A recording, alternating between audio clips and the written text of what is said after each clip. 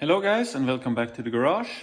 Today we're going to focus on this, a new carburetor for the Vespa and also a new rear tail light. As you know, I mentioned in a previous video that I have issues with the bike running too rich on like the first third of the throttle. So this indicates that I have an issue with the idle jet or the mixer screw. I have been adjusting the idle jet and mixer screw so that it's very lean. So when I did the adjustment to the idle jet, a less rich idle jet and the mixer screw, the bike ran better than before, but not as good as I wanted to. And I don't want to be riding this lean on the idle because that's no good. It could cause a seizure. My plan here is to put in a brand new 26mm carb instead and start fresh. And you know, the installation of the carb, I've shown you this in previous videos, so we don't have to go through this. I would like to talk a bit about this carburetor here, the 26mm. I went for the BGM.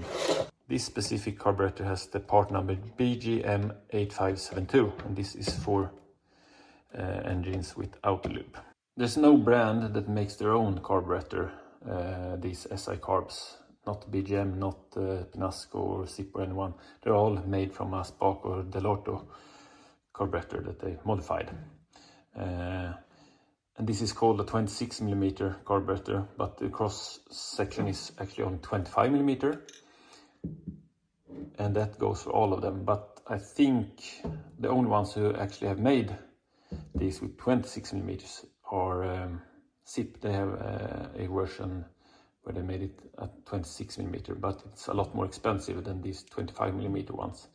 But it's called the 26mm, I don't know why. So apart from being large in the cross section, this has a spring-loaded float needle, of course a bigger hole from the float chamber to the main jet stack, and a bigger hole here for the fuel in here.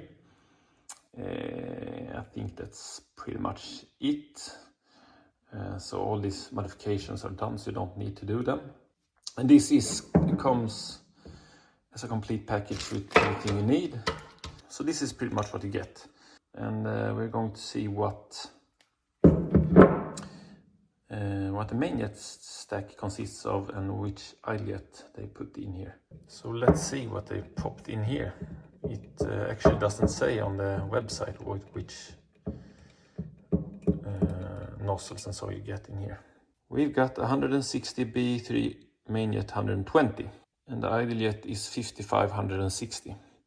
So that's what you get in this package. So I'm just going to remove the old carburetor and then I'll pop this into place, and later on I will match this against the carburetor casing and then against the engine casing. But I will do that later. I will not bother with that right now, but I will do it later.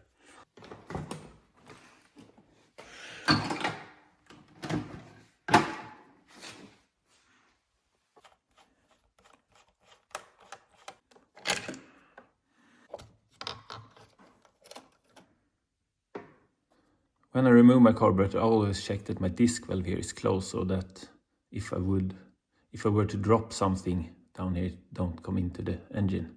So I'll check that it's closed. We have had some small oil leakage here. We need a new gasket. Now the carburetor is sorted. We got a new one in place, and I'm going to go out for a test run and adjust my jettings. But as I mentioned, I will also change the rear tail light. For those of you who've been following my channel knows that I've been using this tail light on all my bikes. I really like this tail light because I think it's small and looks good on the bike. But this one doesn't have any license plate light, so it won't pass the MOT. And I've been running this bike now all season without any MOT, so I need to get that sorted. So my first thought was that I was going to put in a separate light for the license plate. I could just go ahead and put in the original rear tail light, but I think that's so ugly, so I won't use that.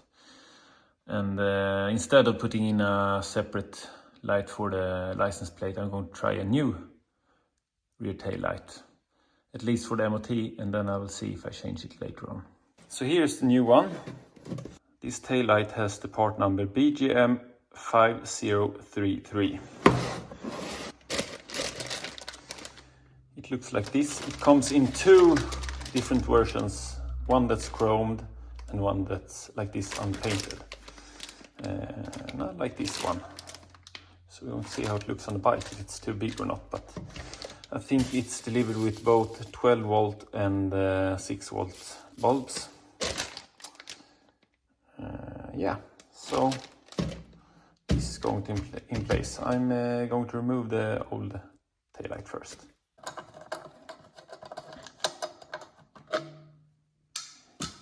To get the new rear light in the right position, and also to cover up the old holes from the original rear tail light, I need to make a new hole. Imagine this sitting here. It will cover up the old holes, but I need to do a new hole here. So I have to do that now. As I mentioned, this comes with two sets of bulbs, one for 6 volts and one for 12 volts, so that's good.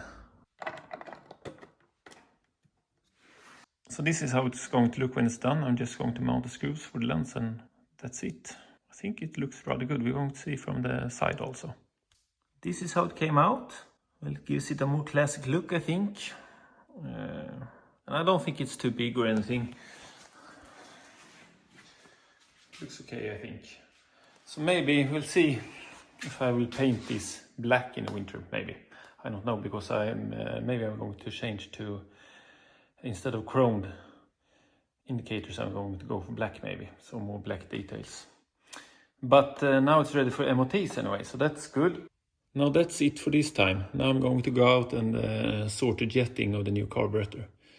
Upcoming this winter is I'm going to fit a bigger box exhaust. I'm going to match the cylinder against the engine casings and the carburetor, and a disc brake in front. So we have that to look forward to. See you in the next one.